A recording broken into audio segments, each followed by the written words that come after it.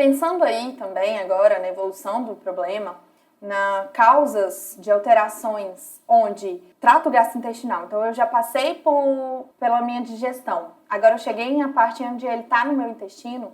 Eu preciso que algumas enzimas, algumas proteínas ajudem tanto a neutralizar o meu bolo fecal ali, meu quimo, a também fazer a digestão de alguns tipos de substâncias que eu não consigo fazer a digestão sozinha. Então eu tenho aí a secreção tanto de excretas metabólicas de todo o corpo, que é a bile, nós vamos falar sobre ela, tanto pela produção de excreção também, de secreções pancreáticas, que vão ajudar ali as proteínas, as lipases, as amilases pancreáticas a fazer a digestão de alimentos, como lipídios, gorduras, que são tipos de substâncias que o nosso próprio corpo não consegue quebrar e elas em grande tamanho de moléculas não são absorvidas. Falando nisso, as vias biliares, ela é composta por alguns órgãos. Então eu tenho a comunicação ali do fígado, tenho a comunicação da minha vesícula biliar e tenho a comunicação do meu pâncreas. Tudo isso eles vão desembocar no esfíncter de Oddi, onde ali no próprio duodeno, e liberar para a cavidade abdominal as substâncias excretas, as proteínas e enzimas digestórias necessárias para eu continuar o processo digestivo. Então, vamos falar como que funciona essa transição. Primeiro eu tenho um fígado, e nesse fígado eu tenho tanto o hepatócito, tanto a veia e a artéria hepática, que secretam e conjugam alguns tipos de proteína para fora do nosso organismo. Então, tudo que é tóxico, tudo que é metabolizado, que não é utilizado para o nosso corpo, é secretado de volta para mandar embora. Isso, a circulação hepática, essa via biliar, ela é desembocada através dos canais, que são os ductos biliares. Esses ductos biliares, eles vão se juntando com algumas outras substâncias e ele forma o ducto comum. Então, eu tenho um ducto hepático comum, que vai se unir com o ducto cístico ou o ducto advindo da vesícula biliar, e ele vai formar o colédoco, que nada mais é do que a união do ducto hepático comum com o ducto cístico. O colédoco, lá embaixo, lá no esfíncter de Oddi, ele vai se unir com o ducto pancreático. E esses dois tipos de ductos vão, lá na ampola de Vater, fazer a secreção dessas substâncias no duodeno. Então é muito importante conhecer como que tem, né, esse processo fisiológico desses canalículos, desses ductos, para a secreção intestinal. Aí, outro adjuvante, outra coadjuvante aí, que nós temos na alteração da via biliar, é a vesícula biliar. E ela é um fator predisponente para algumas patologias, por exemplo, a coledocolitise ou a colelitise, que nós vamos classificar e alterar, diferenciar cada uma, porque são nomes muito confusos e que dá um certo desespero. No entanto, conhecendo a anatomia topográfica de onde está cada coisa, você consegue classificar aonde está a alteração. Então é muito importante vocês saberem que a vesícula ela dá no ducto cístico, que vai juntar o hepático e formar o colédoco, que depois se junta ao ducto pancreático no esfíncter de Oddi, formando a ampola de Vater, que vai drenar, né, ali, mandar todas as suas excretas para o duodeno. E, definindo aí a via biliar, o caminho dessa bile, eu tenho própria conjugação e definição de como que acontece. Então, eu tenho o metabolismo da bile, que nós vamos falar, e ela é diferenciada tanto em bilirrubina indireta quanto bilirrubina direta. O que eu tenho de diferença?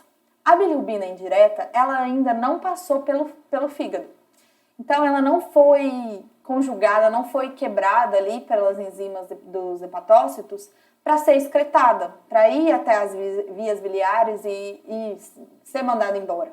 E ela, indireta, ou seja, não conjugada, ela pega na mão da albumina e ela começa a rodar no organismo, até chegar lá no fígado e começar a sofrer, né, o processo de conjugação.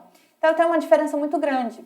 A bilirrubina indireta ela é uma bilirrubina mais lipossolúvel. Então, ela consegue adentrar aos tecidos mais facilmente. Então, a icterícia, que é o acúmulo de bilirrubina, também vamos destrinchar mais ao longo do módulo, ela vai ser mais proeminente no aumento, né, de bilirrubina indireta, ao contrário da direta, que vai precisar de muito mais bilirrubina do que para manifestar esse sinal do que a indireta, por ser lipossolúvel, a indireta. Ela passa pela barreira hematocefálica, ao contrário da conjugada que não passa, e, além disso, ela consegue ter, né, o seu carreamento pela albumina. A conjugada, ela é, digamos assim, que é uma bilirrubina mais frouxa. Então, ela fica lá mais ali no colé, mais nas vias biliares, e ela não tem tanta, a não ser que tenha alteração ali hepática, até mesmo lesão hepática ou das vias, ela não consegue ter uma circulação sistêmica tão efetiva quanto a não conjugada. E, falando aí do metabolismo da bilirrubina, que a gente falou, vias biliares, bilirrubina, o que é isso? Vamos lá. Pensando no sangue e todo o meu mecanismo de degradação da hemácia, que acontece lá no baço, eu tenho que entender que minha hemácia, depois de 120 dias, ela vai perdendo a sua validez. Então, ela começa a ser degenerada, a ser degradada, porque ela ficou inválida, ela ficou velha. Então, o baço meio que filtra essas hemácias velhas e, a partir disso, começa a fazer o seu meu mecanismo, né, o metabolismo. Tudo começa quando eu tenho a quebra da hemácia em grupo M. Meu grupo M, ele é oxidado e toda aquela parte que tem o grupo M, o ferro, ele continua sendo reabsorvido pelos macrófagos siderinófilos lá no baço. Ele é reabsorvido e o resto é convertido em biliverdina. É como se fosse os excretas, as fezes da hemácia.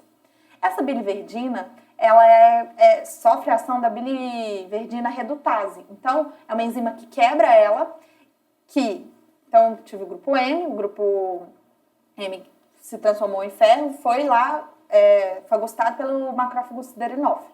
Então, essa parte eu já fui. Desse M, a parte do ferro foi fagocitado, eu tenho a produção, né, a clivagem dele para biliverdina. Tá. Biliverdina foi quebrada pela biliverdina redutase. Ok, quebrei ela, consegui fazer sua degradação, agora eu tenho a bilirrubina indireta. Essa bilirrubina indireta, ela se liga à albumina, que é um carreador, uma proteína carreadora. Eu chamo ela de Uber. Então, ela é meio que Uber de maioria das proteínas do nosso organismo. E com a albumina, essa bilirrubina indireta chega até a via biliar, até o fígado. Quando ela chega lá no fígado, ela é absorvida pelo hepatócito e ela vai ser capturada, ela vai sofrer a ação de uma enzima chamada UDP, ácido glucuronil transferase. Essa enzima vai quebrar essa bilirrubina indireta e conjugar ela, deixar ela mais estável. Ela conjugada, ela tem que ser excretada. Aí que está a questão. Quando a bilirrubina é excretada, ela gasta muito mais energia de quando ela é captada. Então, o hepatócito, ele meio que cansa muito mais mandando essa bilirrubina para fora do que absorvendo ela. Dessa forma, há alguns tipos de síndromes colestáticas, há alguns tipos de alterações hepáticas que vão cursar com uma bilirrubina conjugada, aumentada, no entanto, por alteração hepática. Nós vamos falar mais para frente. Então, é uma síndrome não colestática por aumento de direta. Então, é bem confuso, mas fiquem calmos que vai dar certo. A partir do momento, então, que eu tenho a excreção, né, o metabolismo fisiológico, eu tenho a conjugação e excreção, essa bilirrubina ela vai cair na via biliar. Na via biliar, ela se une ali a todas as excretas advindas e também se une à própria secreção pancreática e dentro do duodeno começa a fazer a metabolização e excreção. Então, ela vai embora e ela se transforma em urobilinogênio lá no trato gastrointestinal. E o urobilinogênio ele pode ser tanto reabsorvido quanto degradado. Então, o rim pode reabsorver esse urobilinogênio e ser, né, excretado depois como forma de ureia, quanto também pode sair nas fezes, dando a coloração mais amarronzeada, dando aquela coloração mais escura nas fezes. Então, eu tenho um destino dessa bilirrubina sendo excretada por duas vias, ou pelo rim, através da urina, ou até mesmo pelo urobilinogênio, através das fezes. Então, o metabolismo da bilirrubina, o que vocês têm que saber é que por onde ela passa e se tiver alterado aquela parte, o que vai acontecer com o meu organismo, o que vai acontecer, como que vai manifestar uma doença de alteração, de icterícia, onde ela está alterada.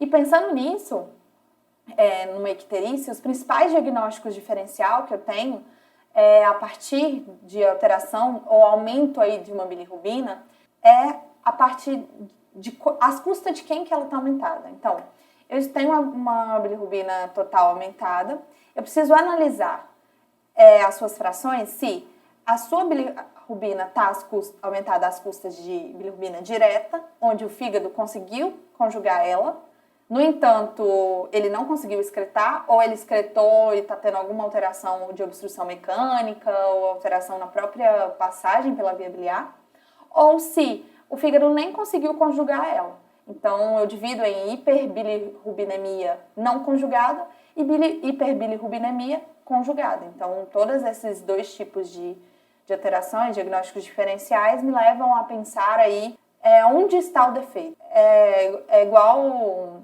procurar, meio que anatomicamente, onde eu tenho uma alteração, onde eu tenho que tratar. É a partir disso que eu tenho a síndrome ictérica.